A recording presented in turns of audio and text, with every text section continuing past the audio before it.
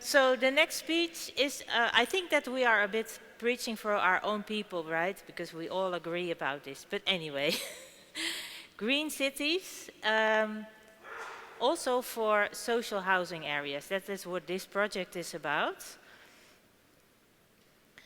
Social housing in the Netherlands is an important sector. There are about 300 non-profit housing corporations in the Netherlands. They own 2.2 million houses, and there are 4 million people living there, out of about, I don't know how many, 18, 19 million people. So it's a really big sector. Lots of people are living there. And due to regulations, more and more low-income people are living in those areas. Single or one-parent households, a high percentage with migration backgrounds, and a high percentage with health and other issues. So, yeah, not a very resilient population. And they lack green space in those areas. Here you see a picture of social housing in Amsterdam, and they have a banner outside. It was during the climate demonstration, and it says eigen haard, label G. So that means they live in a house that has a very high energy demand for heating. Why nature-based solutions at all? Well, we have seen it in all presentations today. Because of climate change adaptation, right? It's against heat and against flooding. It's good for human health. We had a really great talk about that just now. It's good for biodiversity, and it's also about environmental justice, because everybody has a right to a green environment. But are they optimal in this big sector that I just told you about, social housing? In social housing, there are mostly poor people living there. They have no money, and the housing corporations also have little money. There is limited space in those neighborhoods for green areas. There are people with little resilience, and green space, as a result, often has a low priority. Here are a few examples of what social housing in the Netherlands looks like. So just in itself, you see a lot of green space, but you have to realize that this is all shared green space, right? These people do not have their own private green space. Everything that you see, they share with other people. And yeah, the quality of that green space, although it is there, it's not always a good quality space. So we had a project about this in which we used what we call the living lab method, and that means that we try to develop knowledge in a real life situation. So the users are part of the research, and in this project mainly the housing corporations, and they also influence the research that we did. So we co-produced the project. And the results of such a living lab method are, you have the development in the case studies, but you try to lift it up to more generalized advice for the social housing sector. The lessons that we learned from Living Lab 1, that was mainly about involving those inhabitants, because yeah, what we kept saying, we are not developing green spaces for the housing corporations, not for the municipality. We want to develop it for the people who live there. But what do they want? We didn't know it.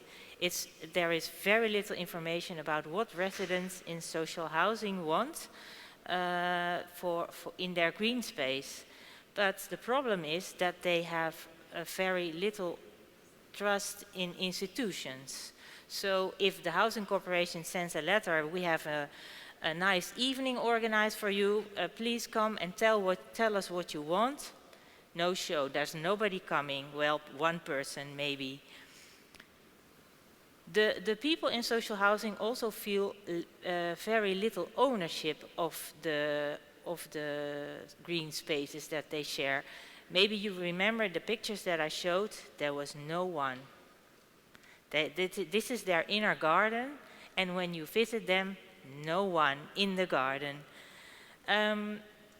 But their involvement in the green garden design is needed to make those gardens more useful for them.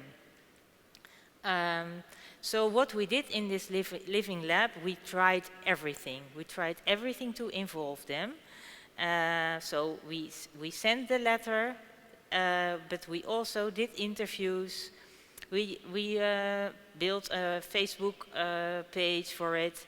We put posters on their entrances about it. And then we organized an evening, and then we had about 42 people coming out. And we did a workshop with them about, what things do you find important. That was also really different for them, because usually if there is such an evening, the design is ready, right? That's what we usually do. We design it, everything is, all the money is spent, and then we ask, do you like it? And that's the influence that they have, and if they don't like it, it will be implemented anyway. But we were asking, what do you want?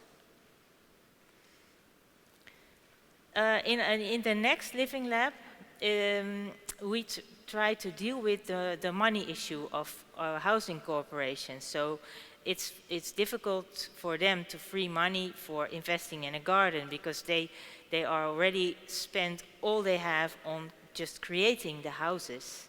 And then you have the energy transition that also costs a lot of money. And then we come to them and say, well, you need even more money, because they also want a good garden.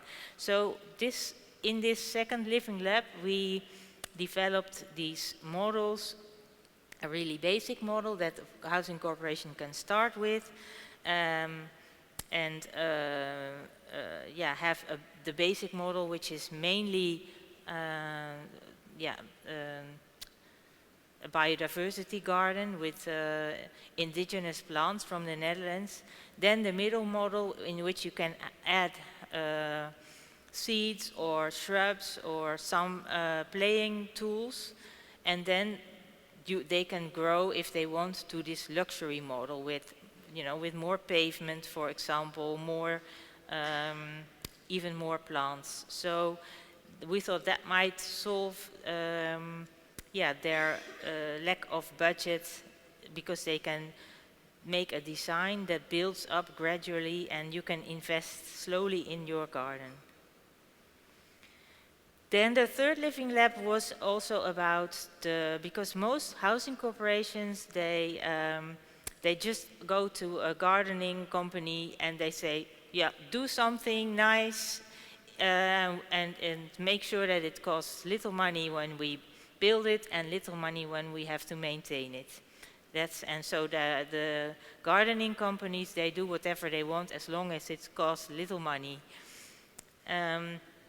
But in this living lab, we tried to have more cooperation between the housing company, the housing corporation, the gardening company, but also the municipality and the water board to work together on a design that would fix the flooding issue in that area, because it was a very wet area.